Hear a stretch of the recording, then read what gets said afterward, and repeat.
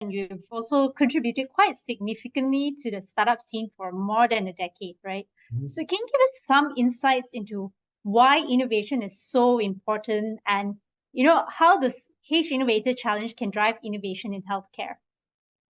Yeah, so that's the thing, right? When it comes to certain sectors, certain things are very difficult for an outsider to figure it out. So eventually, the only one that figures it out is someone with so much resources to buy their way into these insights.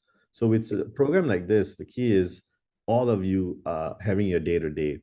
That's definitely things that always make you go, why am I doing this way?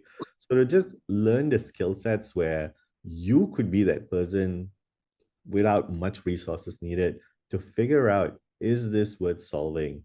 Is there something bigger here if we were to solve it right? And what could that look and feel like, right?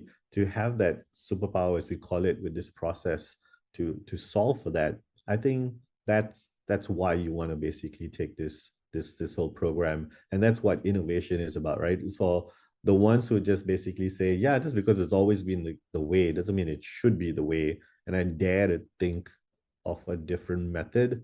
And we want to the fact that you're all on this call on a Monday night at 9 o'clock want to listen to this person talk about design thinking, it shows me that you're not the average person out there, the average doctor, the average medical personnel.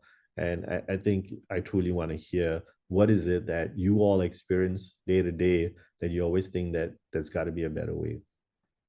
Okay, so Vikesh, I mean, throughout the presentation, you mentioned the early adopters and the innovators and early adopters. I think there's maybe some misconception what innovation is and what invention is. Maybe you can enlighten the audience, like what exactly the difference is.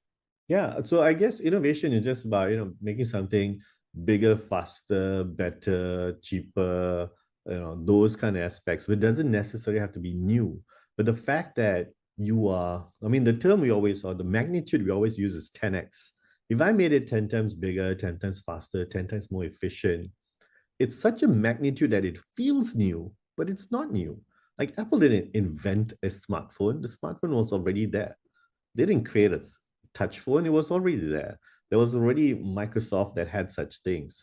But what they did was innovate the whole process of what the experience was for an operating system to be on a 4-inch screen of that nature itself.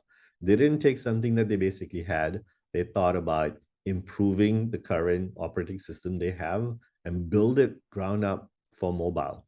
That means better communication, better battery optimization, better connectivity, better everything.